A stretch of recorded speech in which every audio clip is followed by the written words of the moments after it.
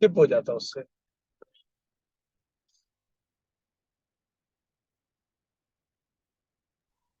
जय Hind sir. Jay Jinendra ji, I am still in car, so you can start once people start. Yes sir, जो आ गया। आप start कर लो, उसके बाद मैं I'll take over in 10-12 minutes. Yes sir. Basically राजा सैनिक को देखकर साधु संतों ने 9 प्रकार के निदान किए थे। तो वो क्या क्या निदान किए थे उसके बारे में थोड़ा बताने का सोच रहा हूँ सर।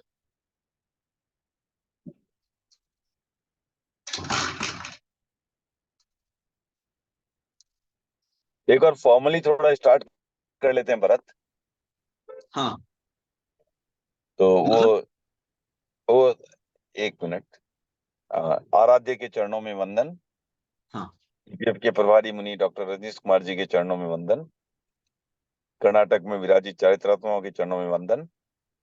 और सभी जुड़े हुए साथियों से सादर जय जिनेन्द्र। तो अभी मुझे आज थोड़ा वक्त लगेगा, तो भरत जो है अभी पहले 10-15 मिनट हमें भरत कुछ बताएंगे। उसके बाद हम पुनः अपनी पुरानी क्लास शुरू कर पाएंगे। तो भरत। धन्यवाद सर। जय जिनेन्द्र सभी से। सर 2 मिनट और वेट कर लेता हूँ एक बार के लिए। सिर्फ 3 हाँ लोग ही ठीक है। है, क्योंकि 8 ही बजे हैं, अभी 1-2 मिनट वेट कर सकते हैं। हाँ सर।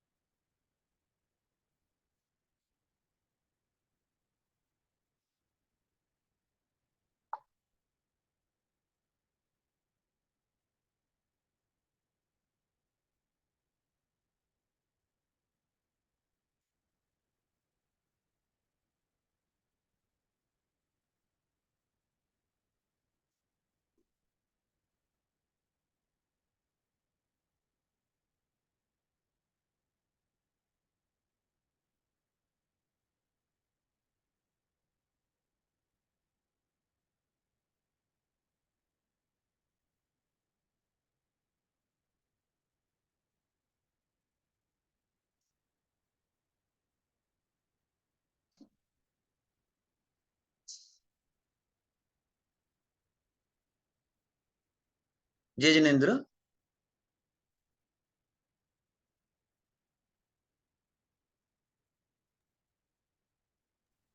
हाँ भरत, स्टार्ट करो। हाँ सर, स्टार्ट कर देता हूँ। जय जिनेन्द्र। सर को आने में ऑनलाइन है, बट ड्राइव कर रहे हैं, 5 मिनट लग जाएगा। तब तक एक बार के लिए कुछ एक विषय पे जानकारी देना चाहता हूँ कि राजा सैनिक एक बार भगवान महावीर के दर्शनार्थ जा रहे थे। तब उनकी ठाठ बाट को देखकर साधु साध्वियों ने अलग अलग प्रकार के निदान किए। ऐसे उन्होंने कुल 9 प्रकार के निदान किए, जिसके बारे में भगवान ने अपने प्रवचन में बताया और सभी निग्रंथों को आलोचना करवाकर शुद्ध करवाया। वे 9 प्रकार के निदान कौन कौन से हैं? एक था, ये थोड़ा इंटरेस्टिंग है कि मतलब साधु साध्वियां हैं, सब कुछ छोड़ चुके हैं, पर फिर भी कभी कभी किसी की चमक, किसी की ठाट बाट देख लेते हैं, तो उनके मन में भी सांसारिक सुखों की अभिलाषा हो जाती है और वे निदान कर लेते हैं। तो ऐसे कौन कौन से निदान किए थे? उनमें से एक है कि कुछ निग्रंथ या साधुओं ने राजा की तरह भोग भोने का, मानुषिक भोग भोने का निदान किया। उन्होंने निदान किया कि अगर मेरी तपस्या में कुछ बल है तो अगले जन्म में मैं भी एक राजा की तरह भोग भोग। एक राजा के ठाट बाट होती है, आगे पीछे दास दासियां रहती है और हाईलाइटेड रहते हैं, उनकी अलग पावर रहती है, उनसे ऊपर कोई नहीं रहता है। तो उनके मन में आया कि मुझे भी राजा की तरह भोग होने का उन्होंने निदान कर लिया। फिर दूसरा निदान था, कुछ निग्रंथी साधियों ने रानी की तरह भोग होने का, मानुषिक भोग भोगने का निदान किया। अब राजा है, वो युद्ध में रहता है, दुश्मनों से लड़ना पड़ता है, जान भी जा सकती है, रिस्क ज्यादा है, न्याय करना पड़ता है, न्याय में कभी गलत हो गया तो वो भी सही नहीं है। तो कुछ साध्वियों ने सोचा कि राजा बनने का हेडेक है, तो मुझे रानी बनने का निदान, उनको रानी बनना ठीक लगा कि रानी के वैसे हेडेक नहीं है, तो रानी बनने का निदान कर लिया। तीसरा निदान है कि एक सामान्य, कुछ साधु है जो सामान्य स्त्री बनने का निदान करते हैं। उनके मन में आता है कि राजा रानी का जीवन बहुत हेडेक वाला है, कभी भी राज्य अगर छीन जाए तो राजा की जान भी जा सकती है, और रानी को भी इतने अच्छी पोजीशन में रहती है, लेकिन बाद में पता नहीं किस तरह की दशा हो, इसलिए ये सब झंझट में जाना ही नहीं है, और सामान्य दास भी नहीं बनना है, क्योंकि पुरुष का काम हेडेक वाला काम है। इसके लिए मुझे एक दासी बनना है। इस प्रकार एक स्त्री बनने का निदान कर लेते हैं कि दुनिया की ज्यादा हेडेक नहीं है, सिंपल में अपना जीवन बिताना है। कुछ साध्वियां पुरुष बनने का निदान कर लेते हैं कि लेडीज के बहुत झमेले होते हैं, कभी भी कुछ भी हो सकता है, कहीं भी अगर रानी ने बुला लिया जाना पड़ सकता है। पुरुष का एटलीस्ट ठीक है कि कुछ तो उनका खुद का अधिकार है, इसलिए उन्होंने पुरुष बनने का निदान कर लिया। उन्होंने देखा ये कैसे हुआ कि जब राजा सैनिक अपनी ठाट बाट लेके चल रहा था, तो वहां राजा भी थे, रानी भी थे, और वहां सामान्य दास दासी भी थे, काफी सारे थे। तो सबको अलग अलग तरीका, अलग अलग तरीके के बेनिफिट सब लोगों में दिखे, तो उसके हिसाब से उन्होंने अलग अलग प्रकार के 9 निदान निदान कर लिए थे। उनमें से 4 तो अपने अभी देख चुके हैं।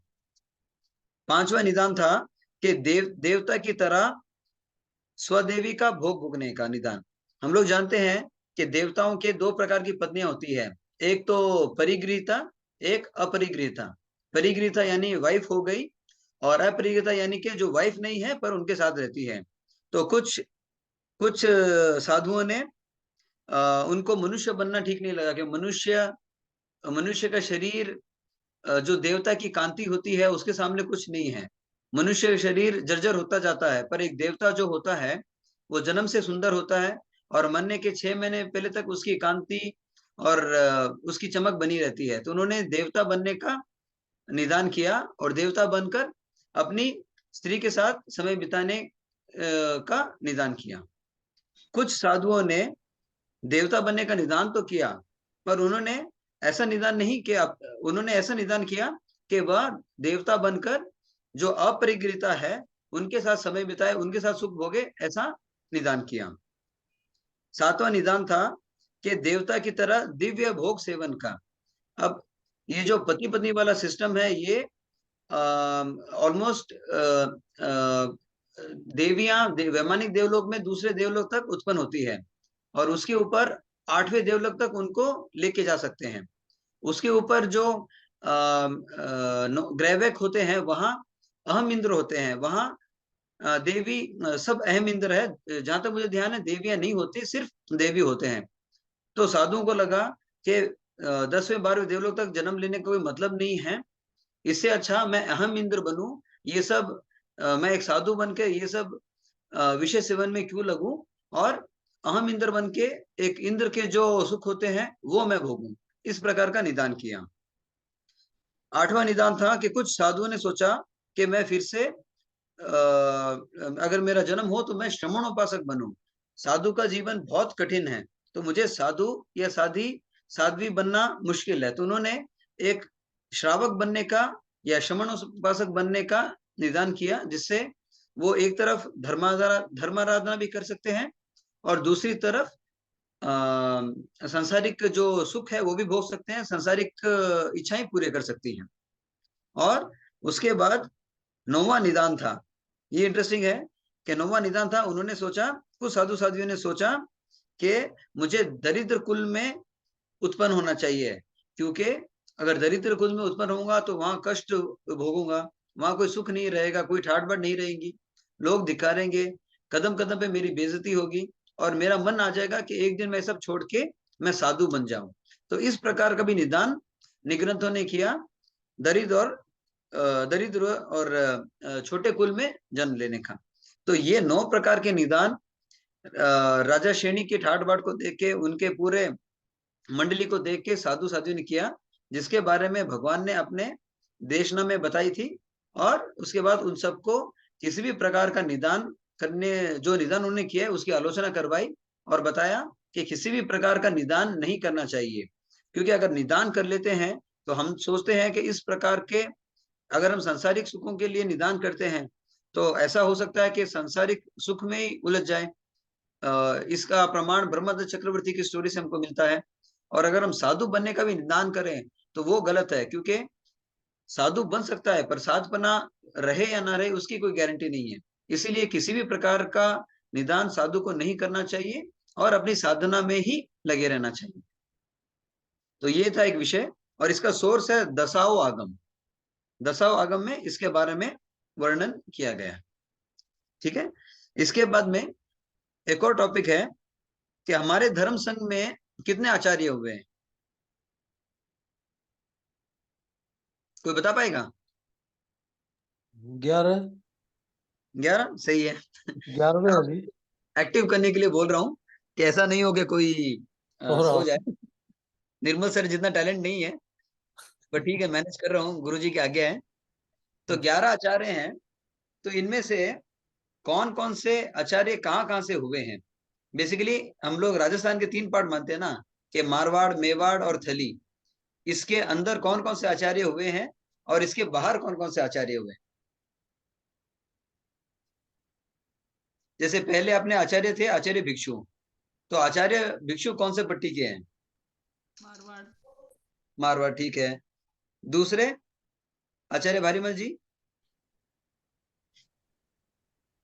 मारवाड़ की है। हाँ, मारवाड़ के। ठीक है, मारवाड़।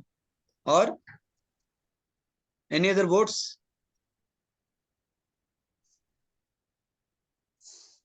ठीक है, आगे इसको सस्पेंस में रखता हूं। तीसरे आचार्य आचार्य रायचंद जी?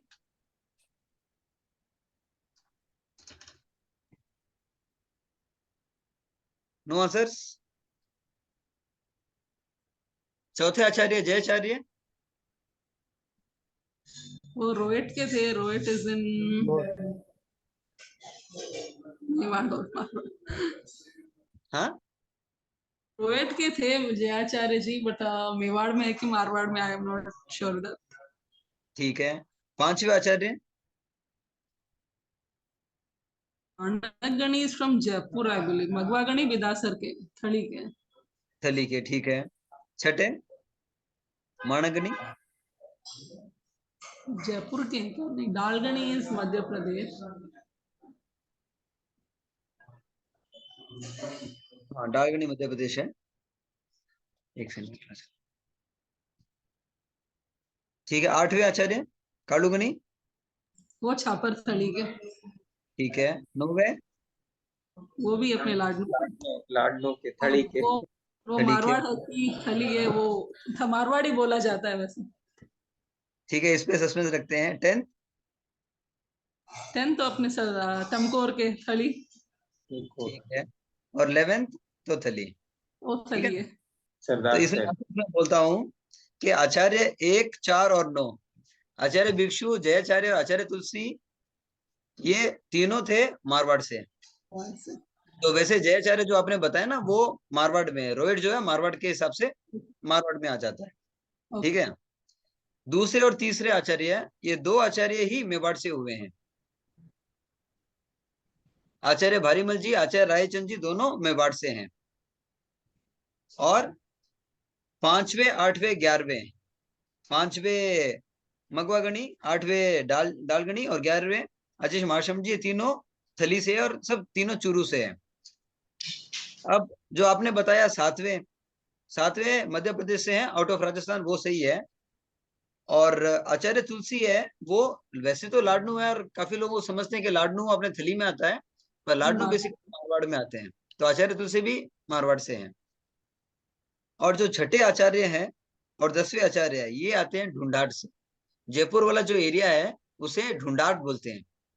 तो इनका जन्म ढूंढाट से हुआ है।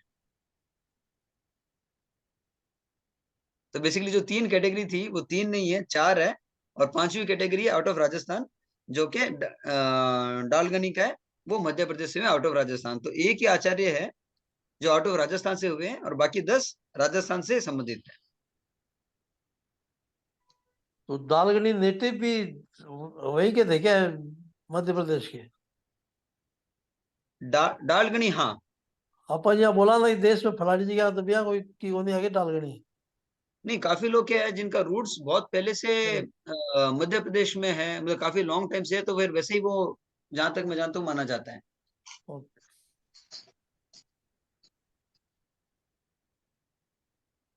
ठीक। दालगणी उज्जैन से थे। हाँ, तो मध्य प्रदेश उज्जैन तो, हाँ, मध्य प्रदेश ही हो गया उज्जैन। हाँ। हाँ यहाँ तक अभी रिसेंटली भी एक दीक्षा हुई है, हाँ या होने वाली है शायद, जो इस साल में, तो उनके पेरेंट्स से मिला था। तो उनको भी मैंने पूछा कि आप कहाँ से हो, तो वो बताया कि हम मध्य प्रदेश से हैं। जब मैंने उनके रूट्स के बारे में पूछा, बोला नहीं, हम तो काफी टाइम से मध्य प्रदेश में हैं और यहीं के गिने जाते हैं। है जैन, थली वाले, थली वाले तो नहीं कहूंगा, जैन है, लेकिन उनको खुद को भी रूट्स पता नहीं है, वो काफी टाइम से मध्य प्रदेश में। कई पीढ़ियां वही बस गई तो। हाँ, और ऐसा भी तो है ना कि जैसे अभी कर्नाटक में भी तो जैन्स है, भले ही दिगंबर हो। उस टाइम में जब कुछ लोग कर्नाटक वाले अगर तेरापंथ स्वीकार स्वीकार कर लिए हैं, और रूट्स उनका अगर कर्नाटक में है, तो वो कर्नाटक वाले ही होंगे। एग्जाम्पल बोल रहा हूँ। सही बात। सर, आप कंटिन्यू कर रहे हैं अभी या टाइम लगेगा? Another 2 minutes. 2 मिनट्स, ठीक है। हाँ, अनदर 2-3 मिनट्स। ठीक है, तो एक और टॉपिक ले लेता हूँ। हाँ हाँ। हम सबको मम्मन सेठ की स्टोरी तो पता है ना? नहीं। मम्मन सेठ जो इनके राजा सैनिक के समय में हुए, तो एक बार की बात है, राजा सैनिक और चेलना रानी झरोके में बालकनी में बैठे हुए थे, और बहुत अंधेरी रात थी, बहुत जोर से बारिश भी आ रही थी। और उस समय जैसी ही बिजली कड़की, तब रानी ने देखा कि एक व्यक्ति समुद्र नदी से लकड़ियां इकट्ठा कर रहे हैं। तो फिर रानी ने राजा को कहा कि आपने कहा कि आपके राज्य में कोई गरीब नहीं है, पर ये देखिए अब सामने एक व्यक्ति इस बारिश में लकड़ी इकट्ठा कर रहा है। तो राजा ने फिर अपने सेवकों को बोला, और मम्मन सेठ को बुलाया। तो मम्मन सेठ ने बोला कि मुझे कुछ ऐसी चीज चाहिए थी, उसके लिए मैं ढूंढ रहा था। तो राजा ने बोला कि ठीक है, मैं आपकी प्रॉब्लम सॉल्व करूंगा, आपको क्या चाहिए? तो उन्होंने बोला मुझे बैल चाहिए। तो राजा सैनिक ने अपने तबेले जो है, जो होता है उनका, उसमें लेके गए और दिखाया कौन सा बैल चाहिए। तो मम्मन सेठ ने बोला कि नहीं, मुझे ये वाला बैल नहीं, मुझे दूसरा बैल चाहिए जो मेरे घर में है। तो राजा सैनिक सोचा ऐसा कौन सा बैल है। फिर मम्मन सेठ उसे अपने घर में ले गए। जब घर में गए तो राजा देख के चौंक गया कि मम्मन सेठ सोने का बैल बना रहा था, जिसमें हीरे जड़े हुए थे। और वो एक बैल इतना महंगा था कि पूरा राजा श्रेणी की जो संपत्ति है उसकी बराबरी कर सकता था, या उससे भी ज्यादा था। तब राजा ने समझा कि इसको एक्चुअली में क्या चाहिए, और फिर कहा कि इसकी पूर्ति तो मैं भी नहीं कर सकता। मम्मन सेठ ने एक सोना और हीरे का जो बेल था वो तो पूरा कंप्लीट कर लिया, अब उसे जोड़े से एक और बेल बनाना था। तो उसके लिए वो सामग्री इकट्ठा कर रहा था। वो नदी से लकड़ियां इकट्ठा करके उनको बेच के उनसे जो पैसा आता उन सब से वो रत्न और ये सब खरीदता, जिससे कि वह अपने सोने के बेल को बना सके। और वो इतना धनिष्ठ था, लेकिन उसके ऐसे कर्मों के उदय थे कि वो दाल और रोटी के अलावा कुछ खा नहीं पाता था। तो एक बार की बात है, मम्मन सेठ किसी साधु के दर्शन करने गए। वो ज्ञानी साधु थे। तो उन्होंने पूछा कि मेरे पास इतनी संपत्ति है, लेकिन तो भी मैं दाल और रोटी के अलावा कुछ खा नहीं पाता हूँ, इसका कारण क्या है? तब उन संतों ने बताया, एक दो मिनट, तो तब उन्होंने बताया कि पिछले जन्म में तुम एक सामान्य व्यक्ति थे और राजा ने हर घर में 2 केसरी मोदक बांटे। तो हर घर में वो केसरी मोदक बहुत स्वादिष्ट थे और हर घर में बांटे। और हुआ ऐसा कि बांटने के अगले दिन कुछ साधु गोचरी के लिए पधारे और आपने ये दोनों लड्डू थे बहरा दिए। तो बहराने के बाद में आपने बहुत शुद्ध मन से बहराया, और बहराने के बाद में आपकी पड़ोसन आई और उसने कहा कि आपने वो केसरी मोदक खाए नहीं खाए, वो केसरी मोदक बहुत स्वादिष्ट है, एक की कीमत 1-1 लाख रुपए जितनी है। तब मम्मन सेठ के जीव को पश्चाताप हुआ, वह जोर से भागा और जो साधु थे उनसे वह गोचरी वापस लेना चाहता था। और उनको साधु दिख गए और उन्होंने साधु को रोका। उस समय ऊपर से धूप पड़ रही थी और नीचे जमीन बहुत गर्म थी, साधुओं को तकलीफ हो रही थी। पर मम्मन सेठ ने उनको रोका और गोचरी वापस मांगी।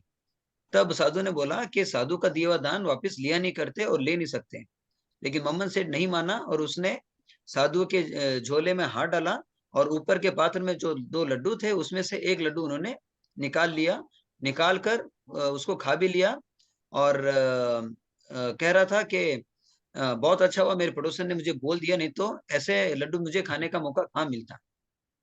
तो पिछले जन्म में तुमने जो दान बराया शुद्ध भाव से, उसकी वजह से तुमको इतनी अपार संपत्ति मिली है और इतना वैभव मिल रहा है। पर क्योंकि तुमने दिया हुआ दान वापस ले लिया, दान अंतराय, भोग अंतराय का तुमने कर्म बंधन किया, उस वजह से इस जन्म में तुम्हारे पास सब कुछ होते हुए भी तुम उपभोग नहीं कर रहे हो। ये इन कर्मों के अंतराय कर्म की वजह से वह उपभोग नहीं कर पा रहा था। तो ये 5 प्रकार के जो अंतराय होते हैं ना, उनमें से एक अंतराय है कि भोग अंतराय, ना तो भोग कर पा रहा था, उस इन कर्मों की वजह से वो भोग नहीं हो पा रहा था। ओम अर्रम। Over to sir. जिन वाणी विपरीत कुछ भी बोलो तो उसमें छा में दो। ओम अरम। ओम अरम। बहुत बहुत आभार भरत जी। तो अब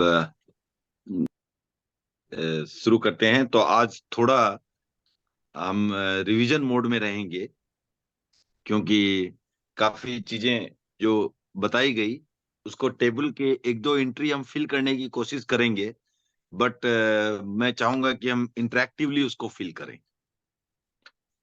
तो अब हम पहले जाते हैं नारकी में। तो नारकी में कितने जीव के भेद होते हैं, कौन बताएगा? विजय जी। मैं बताऊं? नहीं नहीं, आप नहीं, विजय जी।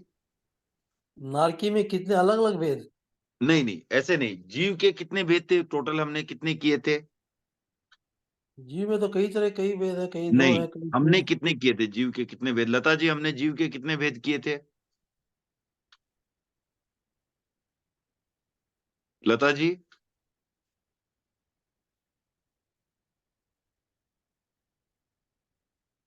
भाग्यश्री। जय जिनेन्द्र सर। हाँ, हमने कितने भेद किए थे जीव के? सर याद नहीं, लास्ट। याद नहीं है, ठीक है, ओके। वो कहते हैं 2 रचना जी। सिद्ध पर्याप्त और संसार। अपर्याप्त जीव के हमने 14 भेद। 14 भेद किए थे। पवन जी करेक्ट है। तो कौन कौन से थे पवन जी, बताएं 14 भेद।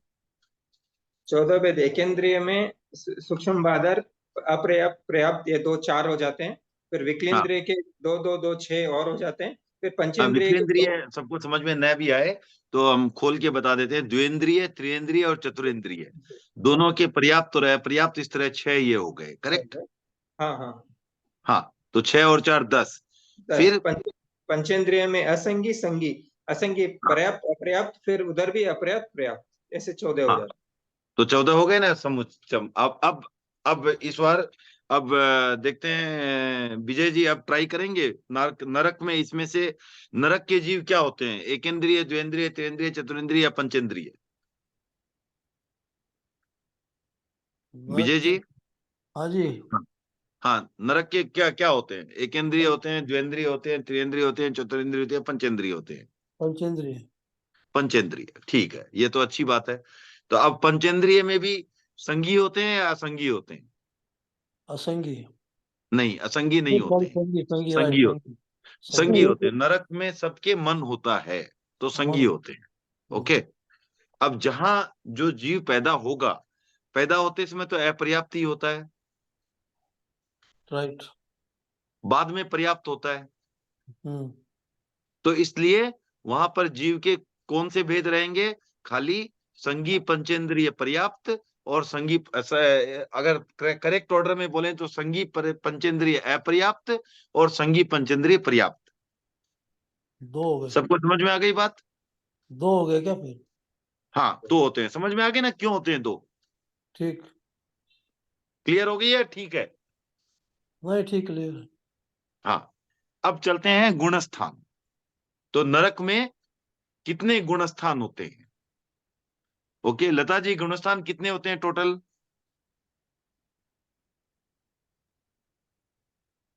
लता जी, आवाज आ रही है?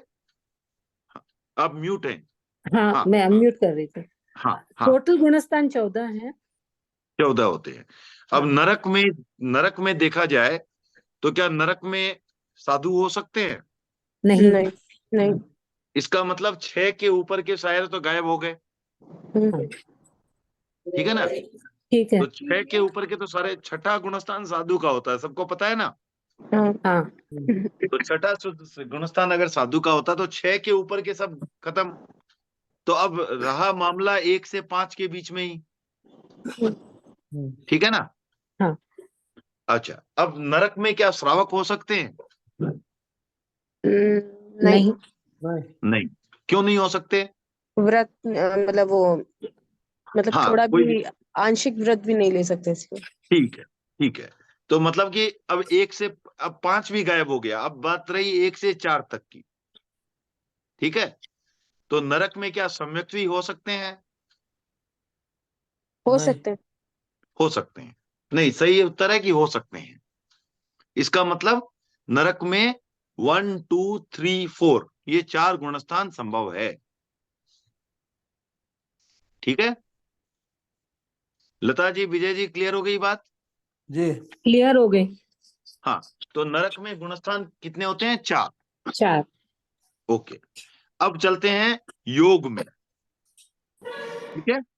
योग में योग कितने होते हैं नरक में, देखते हैं, ठीक है। अब पहले चले जाते हैं मनोयोग में। योग पहले पहले कुल योग कितने होते हैं विजय जी? 18।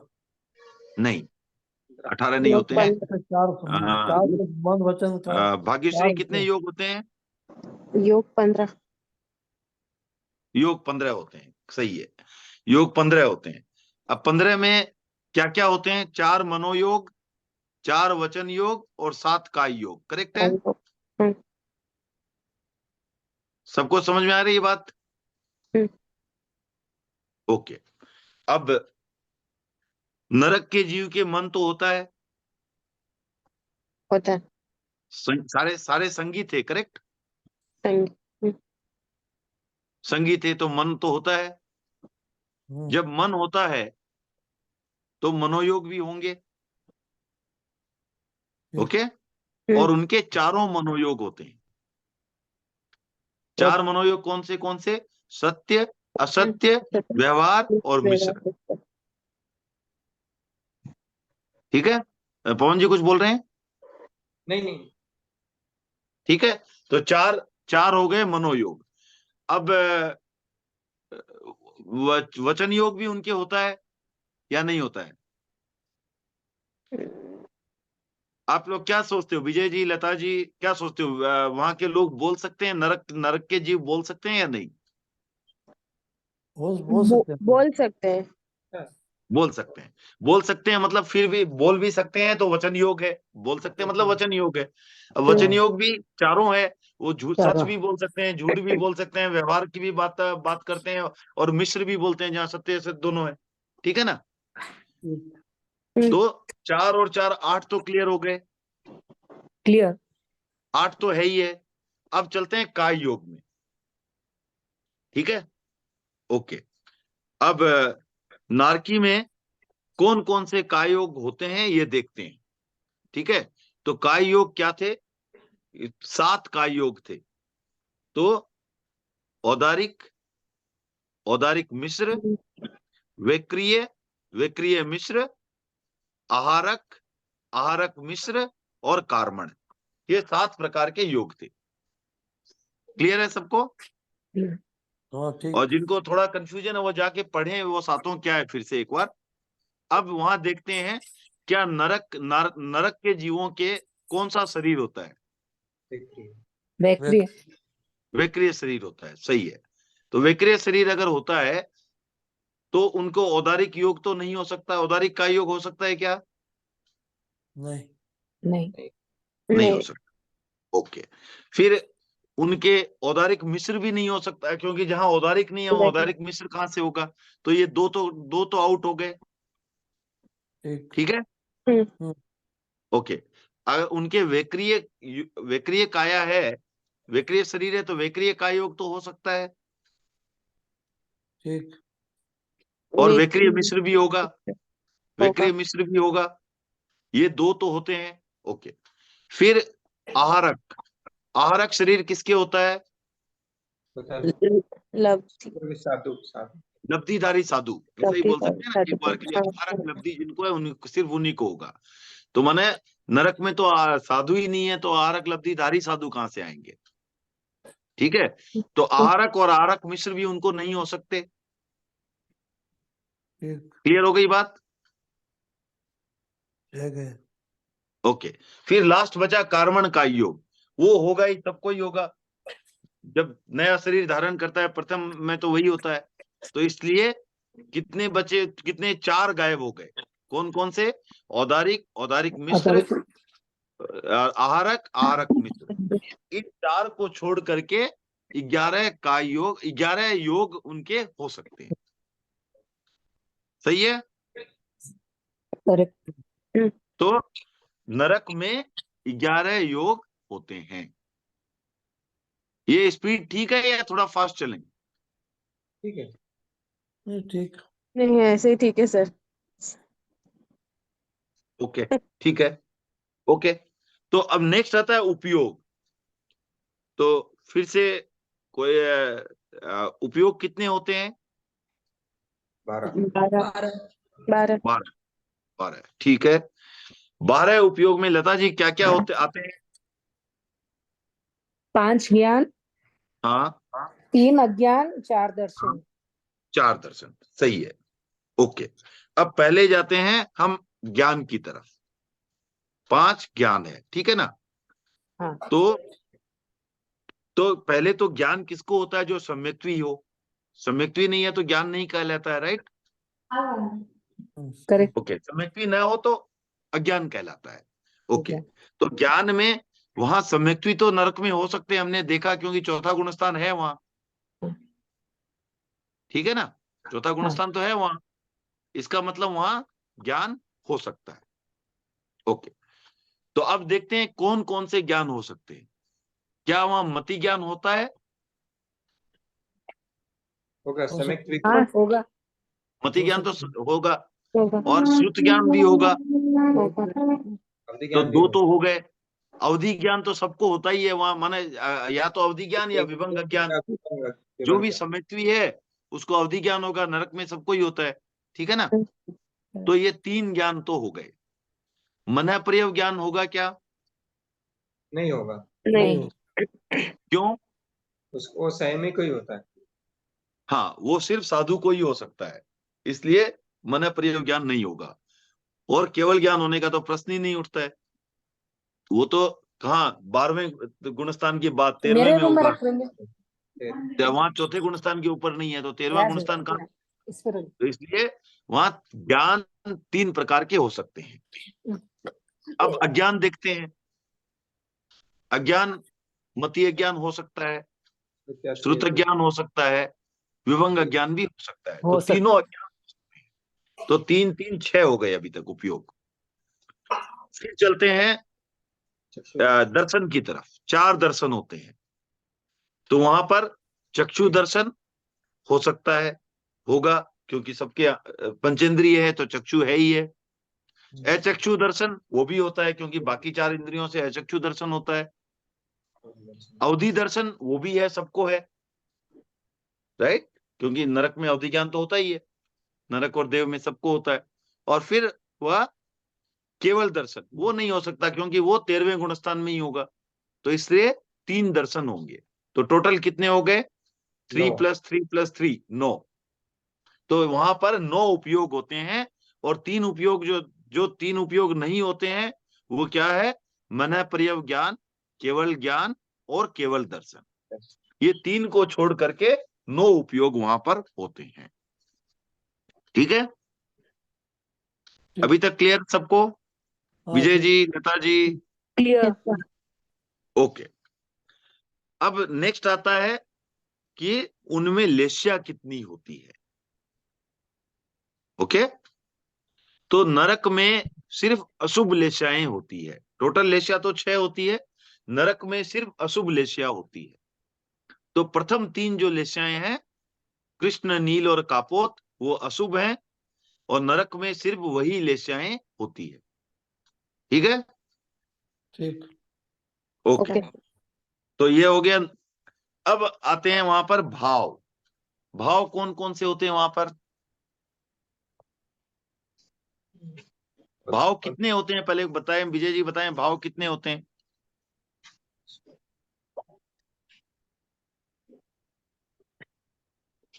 भाव कितने होते हैं बताएं? 5। 5। कौन कौन से? औदारिक, उदयक्षेपसम, क्षायिक, उपसम, अपरिणामी। हाँ, ठीक है। तो ये अब वहां पर नरक में कर्मों का उदय होता है?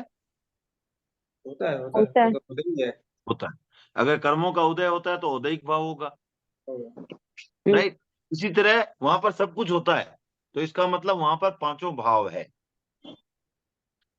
ठीक है, वहां पर 5 भाव है।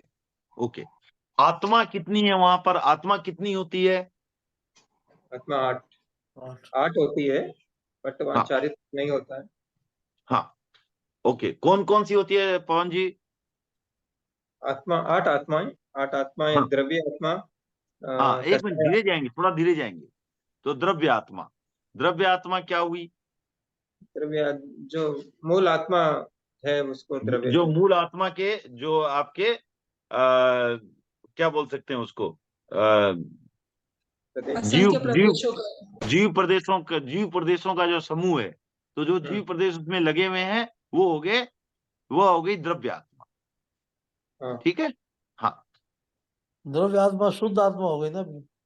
नहीं नहीं नहीं, वैसे नहीं, वैसे नहीं। जैसे आपने एक पेपर लिया, एक तो पेपर पर कुछ लिखा है और वो अलग हो गया, तो पेपर तो चाहिए ना लिखने के लिए भी।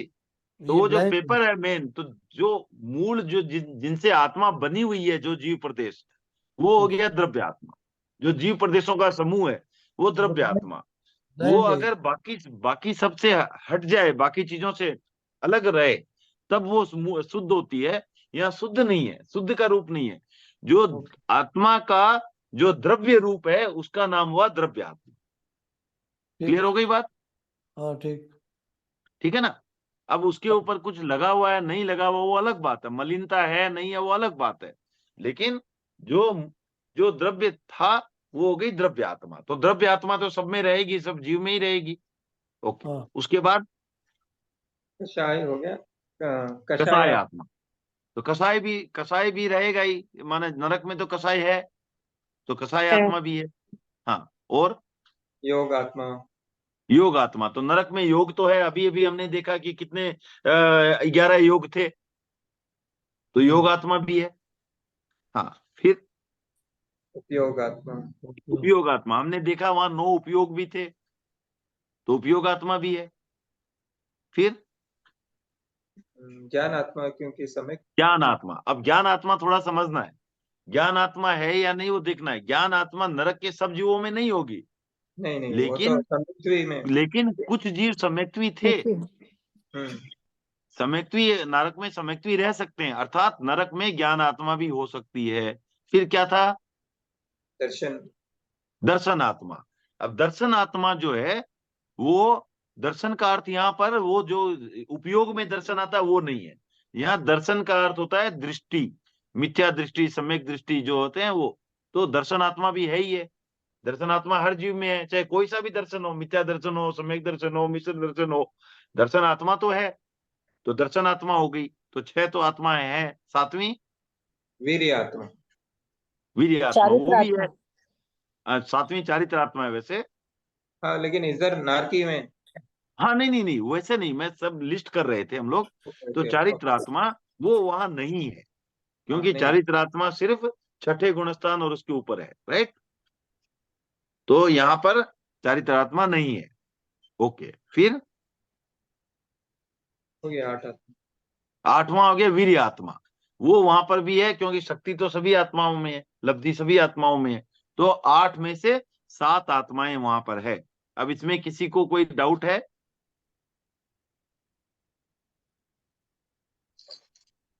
नहीं साइलेंस मीन्स नहीं नहीं, ठीक मुझे लूंगा कि किसी को डाउट नहीं है। नहीं। नहीं। नहीं ठीक है। है, ओके। तो ये हो गया आपको आत्माएं 7 हो गई नरक में। अब लब्धि कितनी होती है टोटल? लब्धि, 5। 5। कौन कौन सी? दान, दान, भोग, उपभोग, वीर। दान, लाभ, भोग, उपभोग, भोग, वीर्य। उपभोग और वीर। ये 5 प्रकार की लब्धि होती है, राइट। ओके, लब्धि कैसे प्राप्त होती है? अंतराय कर्म के होने से। क्षयोपशम। क्षयोपशम से, राइट। तो अंतराय कर्म का क्षयोपशम नरक में भी है, तो इसलिए वहां पर 5 लब्धियां है। ओके, ये मैंने बता दिया क्योंकि थोड़ा सा एनालाइज करना डिफिकल्ट हो जाएगा आप लोगों के लिए, इसलिए 5 लब्धियां वहां पर है। अब आते हैं वहां पर वीर्य कितने हैं। वीर्य कितने प्रकार के हैं? 3, 3। कौन कौन से? बाल, बाल पंडित, वीर्य बाल और पंडित और बाल पंडित वीर्य, पंडित वीर्य, बाल बाल पंडित पंडित। वीर्य। हाँ, बाल बाल पंडित और पंडित, ये 3 प्रकार के वीर्य हैं। ओके, तो पंडित वीर्य किसमें होता है? 6 से ऊपर, साधु में, साधु में, साधु साधु संयमी में। तो वो तो वहां नहीं है, तो वहां पंडित वीर्य तो नहीं है। बाल पंडित वीर्य किसमें होता है? श्रावण। बस वहां भी नहीं। श्रावकों में, ओके। जिनमें पार्शियल व्रत है, पार्शियल व्रत है, उनमें होता है देश व्रत, जिसको बोलते हैं ना देश व्रत। महाव्रत नहीं, देश व्रत। पूर्ण व्रत तो नहीं है, पर देश व्रत है। तो देश का अर्थ यहाँ होता है पार्शियल। ओके, कुछ अंशों में व्रत है, तो वो भी वहां नहीं है, व्रत तो एकदम ही नहीं है। तो वहां बाल पंडित वीर्य भी नहीं है, तो वहां एकमात्र क्या बचा? बाल बाल, वीर्य। बाल। तो बाल वीर्य किसे होता है? खाली मिथ्यात्वी को होता है, ये करेक्ट है या रॉन्ग? कौन जी बाल, जवाब ना दें, रचना जी भी नहीं जवाब दें। हाँ, गलत है। गलत। सम्यक्त्वी को भी सही होता है। जवाब, सही जवाब। सम्यक्त्वी को भी बाल वीर्य ही होता है, क्योंकि सम्यक्त्वी भी 4थे गुणस्थान में है, उसमें भी व्रत नहीं है, देश व्रत नहीं है। तो इसलिए नरक में जो है सिर्फ बाल वीर्य है, ठीक है। तो इसलिए वहां पर हो गया वीर्य 1। दृष्टि अब देखते हैं नरक में दृष्टियां कितनी है। अब दृष्टि कितनी होती है टोटल? दो, तीन। नहीं सर, तीन तीन तीन तीन, राइट? हम्म। मिथ्या दृष्टि, मिश्र दृष्टि और सम्यक दृष्टि। ओके, अब नरक में इनमें से तीनों की तीनों है या कोई मिसिंग है? तीनों ही रहनी चाहिए। तीनों ही है, तीनों ही है। इसका मतलब वहां पर दृष्टि है 3। ओके, अब नेक्स्ट आता है भवी या अभवी, राइट? दोनों ये दोनों दोनों वहां दोनों दोनों जीव जा सकते हैं। अब अभवी जीव भी नरक जाता है तो कोई बड़ी बात नहीं है। भवी जीव भी नरक तो जा ही सकता है, भगवान महावीर भी गए थे। तो भवी अभवी दोनों जीव नरक जा सकते हैं, इसलिए नरक में भवी अभवी दोनों है। फिर आता है दंडक, राइट? दंडक, तो दंडक कितने होते हैं टोटल? 24 24। उसमें से पहला दंडक किसका है? नारकी का।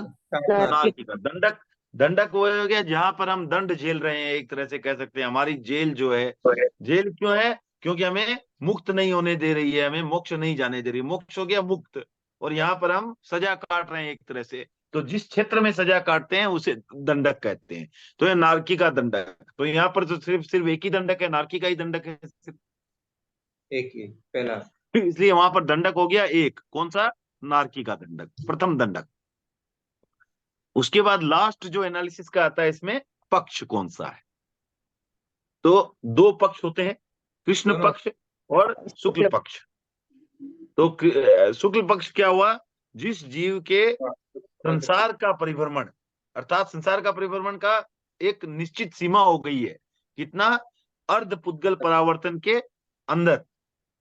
अर्ध पुद्गल परावर्तन इटसेल्फ बहुत बड़ा काल है, पर उसके अंदर जो आ गया कि इसके उस दौरान निश्चित उनका मोक्ष हो जाएगा, उनको कहते हैं शुक्ल पक्षी। बाकी लोगों को कहते हैं, बाकी को कहते हैं कृष्ण, बाकी जीवों को कृष्ण पक्षी। तो वहां पर शुक्ल पक्षी कृष्ण पक्षी दोनों ही हो सकते, दोनों। ठीक है ना? तो इसलिए अब देखो, आप इसको कैसे इजीली समझोगे। अभी राजा श्रेणी कहाँ है? नारकी में। नारकी में। अगली 24वीं में क्या है? तीर्थंकर। तीर्थंकर। पहले तीर्थंकर। अर्थात वो मोक्ष तो जाएंगे, और वो शुक्ल पक्ष में ही है, ठीक है ना? क्योंकि तो बहुत नजदीक समय आ गया, तो शुक्ल पक्ष में। तो तो इसका मतलब क्या हुआ कि शुक्ल पक्षी नरक में होते हैं। समझ में आ गई बात? अब कृष्ण पक्षी होते हैं, इसको कैसे आर्ग्यू करें? अभवी जीव नरक में हो सकते हैं? हो सकते हैं। तो अभवी जीव क्या कभी भी नरक मोक्ष नहीं जाएंगे? तो सदा कृष्ण पक्षी ही रहेंगे, ठीक है ना? तो इसलिए वहां शुक्ल पक्षी कृष्ण पक्षी दोनों हो गए। भवी जीव भी कृष्ण पक्षी होते हैं, पर अभवी तो निश्चित रूप से मोक्ष नहीं जाएंगे, कभी भी नहीं जाएंगे। इसलिए वहां पर दोनों शुक्ल पक्षी और कृष्ण पक्षी दोनों प्रकार के जीव हैं।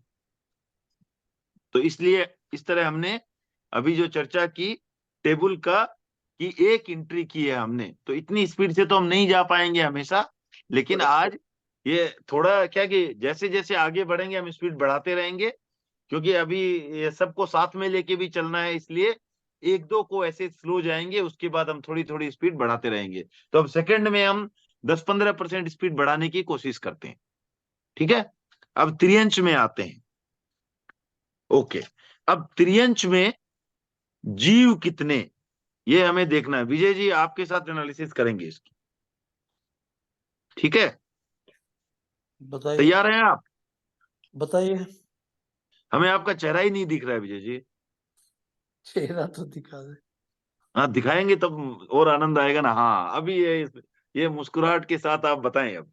अब त्रियंश में, अब हम पहले तो हमने देखा था कि भाई एकेंद्रीय, तो एकेंद्रीय तो त्रियंश में होते ही हैं सारे, होते ही। चाहे सूक्ष्म हो चाहे बादर हो, हाँ करेक्ट? ठीक है। और उनमें अपर्याप्त पर्याप्त दोनों होंगे, तो ये 4 तो हो ही गए निश्चित। ठीक। ओके, द्विंद्रिय क्या होते हैं? द्विंद्रिय नहीं, ये 3 इंच भी होते हैं। त्रियंच भी नहीं, त्रियंच ही होते हैं। हाँ, त्रियंच होते हैं, राइट। हाँ, त्रियंच ही होते हैं। हाँ त्रियंच ठीक। के बाहर द्विंद्रिय है ही नहीं। हाँ त्रियंच के बाहर क्या है, आप देखो, त्रियंच के बाहर है क्या? नरक के हैं और मनुष्य हैं और देव है। देव। ये तीनों पंचेंद्रिय हैं। हम्म। ये तीनों तो पंचेंद्रिय है ना, और द्विंद्रिय तिंद्रिय चतुर्द्रिय सब तो सब त्रियंच ही है। त्रियंच ही है। हम्म। तो ये तीनों के हो गए फिर 6 प्रकार के, अपर्याप्त और पर्याप्त। ठीक है ना? ठीक। तो 4 और 6 कितने हो गए अभी तक? 10। 10। ओके, अब चलते हैं पंचेंद्रिय में। क्या त्रियंच पंचेंद्रिय भी हो सकते हैं? होते हैं। होते हैं, एकदम होते हैं। गाय है, भैंस है, हैं? बहुत सारे हैं। हो ओके, उनमें असंगी संगी दोनों होते हैं। दोनों होते हैं। ठीक है ना? ठीक। तो इसलिए वहां पर असंगी के भी पर्याप्त अपर्याप्त और संगी के भी अपर्याप्त पर्याप्त। तो इस तरह 14 के 14 भेद जीव के वहां पर पाए जाते हैं त्रियंच में। ठीक। एकदम क्लियर हो गई बात? हाँ ठीक। ठीक है, तो इस बार अब नेक्स्ट वाला लता जी अटेम्प्ट करेंगे। ठीक है? तो लता जी, नेक्स्ट है त्रियंच में कितने गुणस्थान होते हैं। तो पहले हमारा, जब गुणस्थान की बात करते हैं, हम शुरू करेंगे वहीं से कि हाँ। क्या त्रियंच साधु हो सकते हैं या नहीं, वहां से शुरू करते हैं। हाँ, नहीं। तो नहीं हो सकते, इसका मतलब कि 1 से 5 तक ही 5 सीमित तक। है। करेक्ट? करेक्ट। ओके, अब क्या वो श्रावक हो सकते हैं?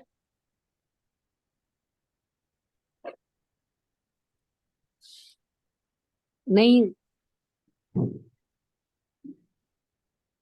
ये थोड़ा सा ट्रिक क्वेश्चन है। देखिए, तो हो सकता। हो सकते हैं, राइट, श्रावक हो सकते हैं। ठीक है ना? वो श्रावक हो सकते हैं, इसलिए वहां पर 5 गुणस्थान हैं। तो गुणस्थान कितने हैं त्रियंच में? 5। 5। हाँ, ठीक है। अब नेक्स्ट बात करेंगे हम योग की। तो कानमल जी साहब, आप प्रिपेयर्ड हो? कानमल जी?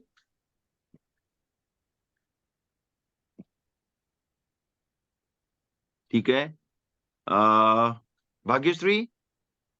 हाँ, कानमल जी साहब आगे नाम हाँ है, कानमल जी हाँ साहब। साहब, हाँ। हाँ हाँ, ठीक है। तो अभी इसका अब आप आपके साथ इसकी चर्चा करते हैं थोड़ी। योग कितने होते हैं त्रियंच में? तो ठीक है।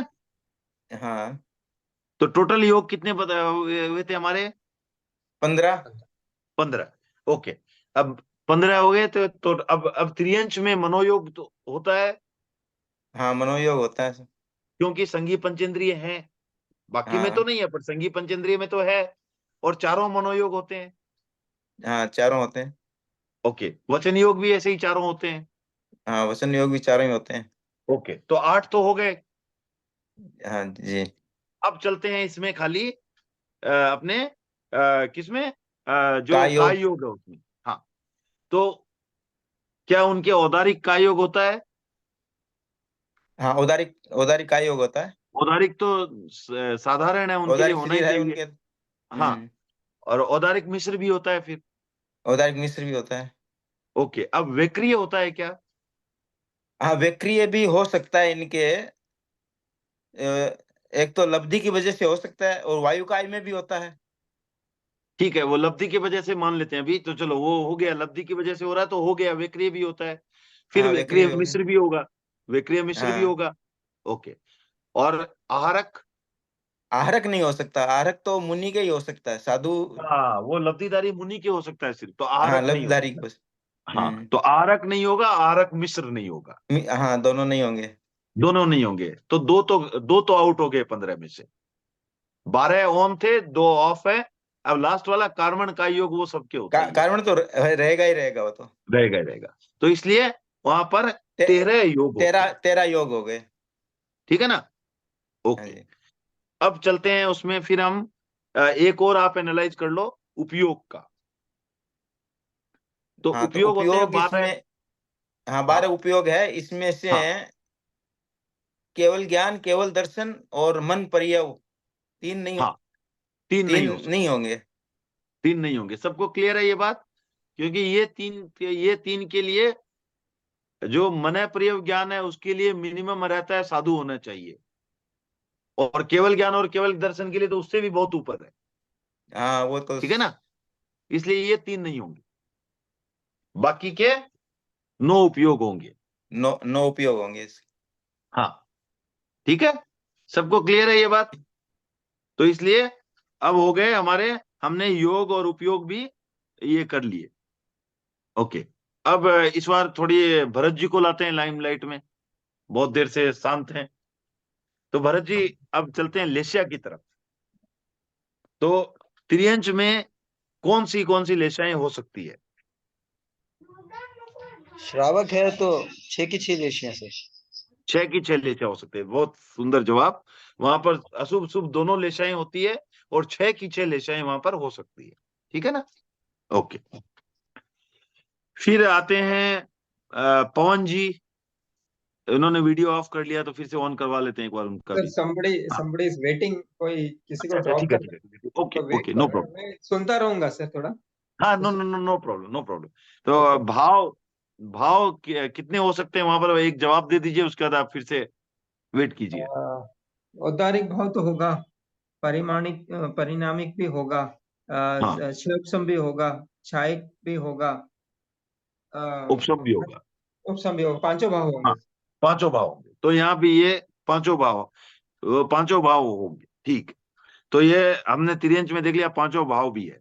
अब चले जाते हैं हम फिर से भाग्यश्री की तरफ। सर शायिक भाव कैसे होगा तिरंज को, हाँ? और उपशम भाव?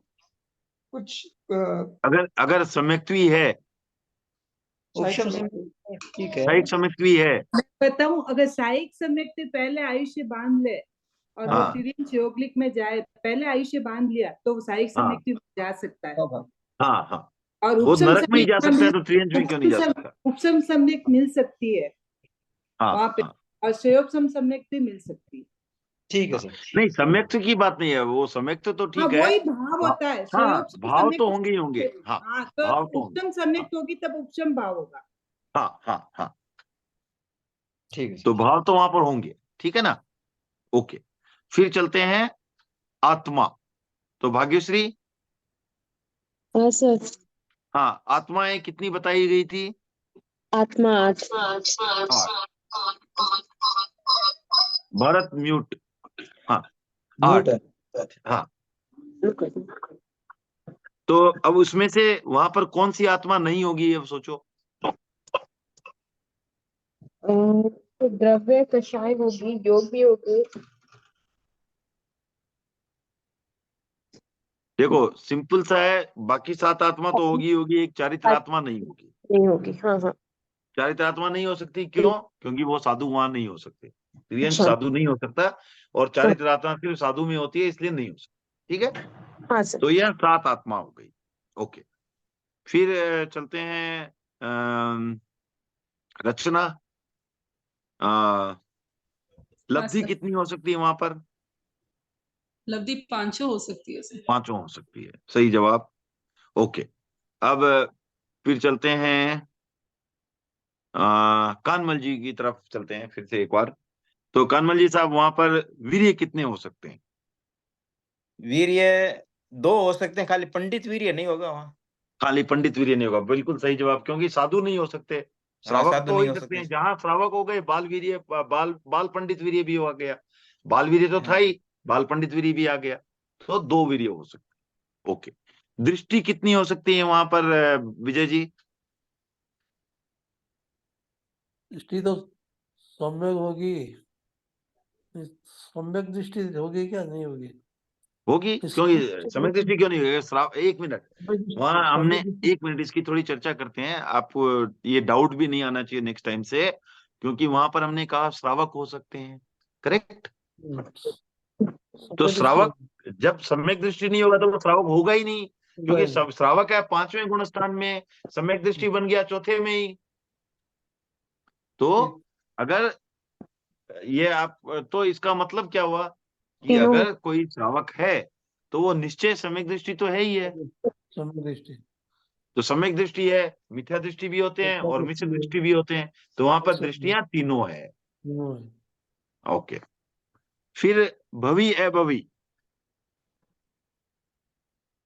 त्रियंच में भवी और अभवी दोनों ही हो सकते हैं। त्रियंच में अभवी जीव भी त्रियंच में जन्म लेते हैं, भवी जीव भी त्रियंच में जन्म लेते हैं, तो वहां पर भवी अभवी दोनों हो गए।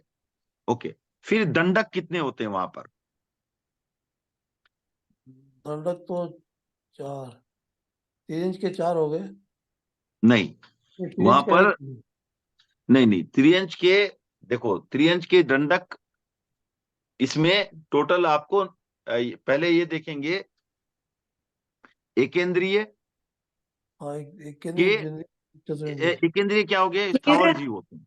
एकेंद्रीय होते हैं स्थावर जीव, स्थावर जीव होते हैं ना एकेंद्रीय, जिसके आपको ये पृथ्वी काय, वनस्पति काय, वायु काय, तेजस काय, अप काय, ये 5 प्रकार हो गए, राइट? राइट। इन 5 के दंडक अलग अलग गिने जाते हैं। ठीक। पृथ्वी काय का दंडक अलग होता है, ओके। फिर वायु काय का अलग होता है, तेजस काय का अलग होता है, अप काय का अलग होता है, इनके सबके अलग अलग दंडक होते हैं। तो ये 5 दंडक हो गए। फिर द्विएंद्रिय का दंडक अलग होता है, त्रिएंद्रिय का दंडक अलग होता है, चतुरेंद्रिय का दंडक अलग होता है, ठीक है? हाँ, वो बाद में आएगा। तो कितने हो गए? 5 3 8 यहाँ हो गए। हाँ। फिर त्रियंच पंचेंद्रिय का दंडक अलग होता है। त्रियंच मनुष्य का अलग, पंचेंद्रिय मनुष्य का अलग होता है, त्रियंच पंचेंद्रिय का अलग होता है। तो इस तरह टोटल 9 दंडक हो गए। 5 एकेंद्रिय के, 3 विकलेंद्रिय के। विकलेंद्रिय किसको बोलते हैं? जो एकेंद्रिय भी नहीं है, पंचेंद्रिय भी नहीं है, जो 2 3 4 इंद्रिय वाले हैं, उनको बोलते हैं विकलेंद्रिय। तो विकलेंद्रिय के 3 और पंचेंद्रिय त्रियंच के 1, तो टोटल हो गए 9 दंडक इसमें आ गए, ठीक है? ठीक। ओके, और पक्ष भी दोनों ही होते हैं वहां पर, दोनों पक्ष होते हैं, शुक्ल पक्ष भी होते हैं और कृष्ण पक्ष भी होते हैं। तो इस तरह आज हमने पहले 2 को लिया है, पहले वाले से कम समय लगाया हमने दूसरे में, अगले टाइम से और कम समय लगाएंगे। तो मेरे ख्याल से काफी लोगों को क्लियर हुआ होगा ये टेबल में कैसे एंट्रीज आ रही है, करेक्ट? एक टेबल याद करना तो ये संभव नहीं है, ये तो हमें हमेशा सोच के ही बताना पड़ेगा कि भाई क्यों इतना हो रहा है। और जब तक अगर हम ये सोच के नहीं बता पा रहे हैं टेबल, अगर कोई याद भी कर पा रहा है तो उसका कोई मेरी नजर में उसका कोई फायदा नहीं, क्योंकि आपको अगर ये बेसिक समझ होनी चाहिए कि हम कैसे ये टेबल फिल करें, ठीक है ना? तो ये हम प्रयास करेंगे। इसमें कोई डाउट हो तो ग्रुप में भी डाल सकते हैं, मेरे को भी इंडिविजुअली मैसेज कर सकते हैं, उनसे मैं बाद में अलग से भी बात करके इसको क्लियर करने की कोशिश करूंगा। तो आज थोड़ा मुझे विलंब भी हुआ था, उसके लिए मैं क्षमा चाहूंगा। और अगली क्लास से फिर से हम उसको टेबल की अगली एंट्री से शुरू करेंगे। तो अभी अगर किसी को कोई प्रश्न है तो पूछ सकते हैं।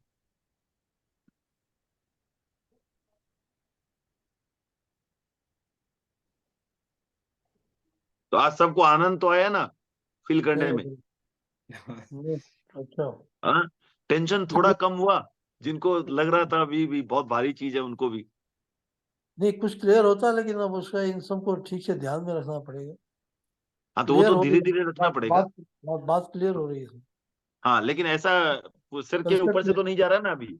नहीं, कंसेप्ट क्लियर हो रहा है। हाँ, ठीक है। तो कुछ लोगों को जैसे तो बहुत क्लियरिटी है। हाँ, कुछ लोग तो बहुत हाँ, पवन जी है, भारती जी हैं, फिर हमारे भरत जी हैं, तो इनको तो रचना जी हैं, कानमल जी को बहुत बहुत बधाई कानमल अभी जी है, बहुत कानमल जी है, इनको अच्छा तो काफी रिजल्ट आया। क्लियर है। अरे लेकिन नहीं, बहुत अच्छा रिजल्ट आया उनका अभी। बहुत बहुत बधाई। बहुत अरे बधाई हो, थैंक यू। बहुत बहुत बधाई हो। अरे तो मैंने ये डाला था 98 आउट ऑफ 100, अभी वही देख रहा था मैं। ओ 98 आउट ऑफ 100। बहुत बहुत और साधुवाद। वही अरे भाग मैनुअल मैनुअल लिखा है। गुरुदेव का आशीर्वाद मिलेगा इनको। अरे वाह, बहुत। तो हमारा सौभाग्य है कि ऐसे क्या बोलते हैं तेरा पंथ के हीरे हमारे इस अरे में नहीं हो जुड़े गया। हुए हैं। तो चलो अच्छी नहीं, बात है, बहुत अब बहुत। की बार क्या था 21 द्वार हमको करना भी था ना, क्योंकि हाँ हाँ तत्व ज्ञान में तीसरे भाग में 21 द्वार भी है ना, तो उसको स्वाध्याय करना था। हमने कहा इसको ध्यान से करना है अब। चलो बहुत अच्छा। नहीं, ये 21 बार बहुत इंटरेस्टिंग भी है, नहीं समझ में इंटरेस्टिंग आने है, से बहुत बहुत अच्छा। इंटरेस्टिंग है। हाँ हाँ हाँ, आप इतना अच्छा समझा रहे हैं तो पूरा दिमाग में बैठ रहा है। तो क्या कि इसको धीरे धीरे करेंगे ना, तभी थोड़ा क्या ये भी रहेगा। नहीं वो तो अच्छा है वो। हाँ, तो लता जी आज क्लियर है एकदम? क्लियर हुआ। ठीक है, चलो। तो इसका क्या है कि आप लोग थोड़ा ये करो कि एक एक एक्सरसाइज करना सभी को ही, कि पहले दो जो हमने लिए हैं 2.1 2.2, सबके पास बुक है क्या तत्व दीपिका, या 21 द्वार कहीं भी नहीं? तो मैं क्या करूंगा, इसके 2 पेज स्कैन करके भेज दूंगा मैं। तो नहीं है। ये जो दो हमने किए हैं, वो आप लोग एक बार फिर से अपने मन में चिंतन करके रिवाइज कर लें, और नेक्स्ट ये दो पूरा जो है उनको पढ़ें और अपने आप एनालाइज करने की कोशिश करें। गलत है सही है नेक्स्ट क्लास में हम देखेंगे ही, लेकिन अपने आप एक बार एनालाइज करने की कोशिश करें कि ये कैसे कैसे ये इतनी संख्या है ये। ठीक है ना? ये बहुत अच्छा होगा, जरूर भेजिए। हाँ हाँ, मैं भेज दूंगा। हाँ ठीक है, धन्यवाद। चलो सबका बहुत बहुत आभार, फिर बहुत मिलते बहुत हैं कृतज्ञ अगले स्मृति, हफ्ते। कृतज्ञ स्मृति। कृतज्ञ उसमें जय जिनेन्द्र सर।